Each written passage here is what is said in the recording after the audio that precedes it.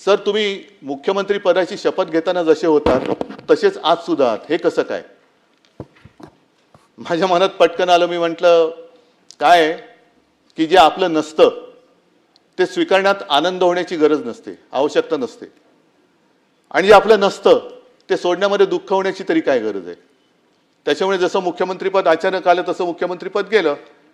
मी माझ्या घरी आलो. त्याच्यामुळे माझं घर आणि त्या घरातला आनंद हा सगळ्यात महत्त्वाचा, हा मला वाटतं प्रत्येकासाठी असतो.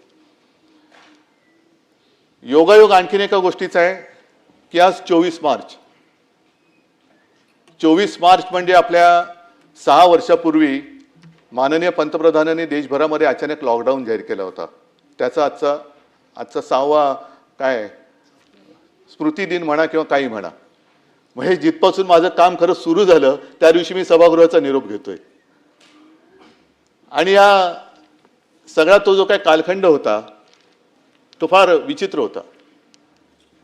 योगायोग मी म्हटलं तर आणखीन एका गोष्टीचा आहे.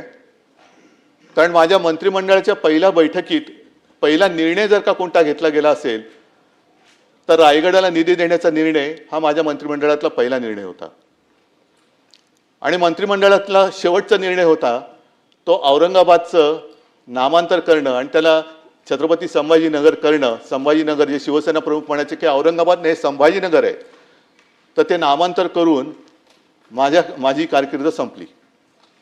पण ह्या मधल्या 2.5 वर्षामध्ये जो काही कालखंड होता तो फार भयानक होता. संकटामागून संकट येत होती.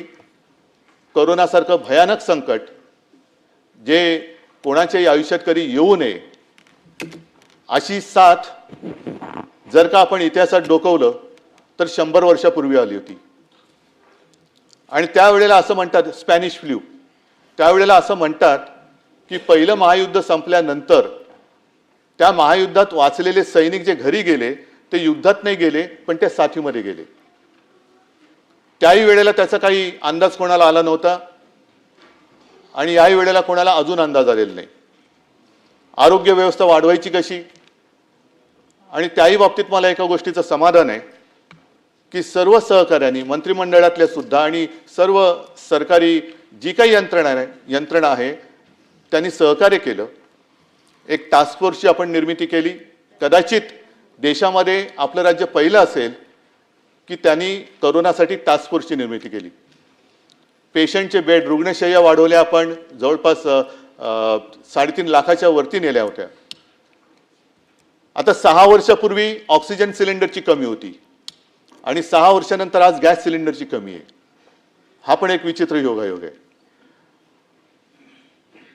आपल्या कोरोनाबद्दलचं जे एक युद्ध होतं, कोरोनासोबतचं युद्ध होतं, आणि त्याच्यात वाखाणली गेली ती आपली एक कामगिरी मुंबई मॉडेल या नावाने. मुंबई मॉडेलची त्याची वाखाणणी ही जगभर झाली. अगदी WHO ने सुद्धा केली. न्यूयॉर्क टाइम्समध्ये सुद्धा त्याच्याबद्दल माहिती आली, बातमी आली. विशेषतः धारावीमध्ये लागण झाल्यानंतर एवढी गच्च असलेली धारावी, त्यावेळेला धारावीकडे कोणाचंही लक्ष नव्हतं. आता ते झाल्यानंतर तिकडे सगळ्यांचं लक्ष जायला लागलेलं आहे. ही एक जी काही वृत्ती असते की संकटात असताना कोणी धावून येत नाही. पण कोरोनामध्ये आपल्या महाराष्ट्राने जे काम केलं त्या कामाचं कौतुक तसं कोणी केलं नाही. इतर राज्यांमध्ये आपण बघितलं की उत्तर प्रदेशमध्ये गंगेमध्ये शव वाहत होती, मृतदेह वाहत होते. गुजरातमध्ये सार्वजनिक चिता पेटल्या जात होत्या. पण महाराष्ट्रामध्ये अशी कोणत्याही मृतदेहाची अवहेलना ही आपण होऊ दिली नाही. जिथे जिथे शक्य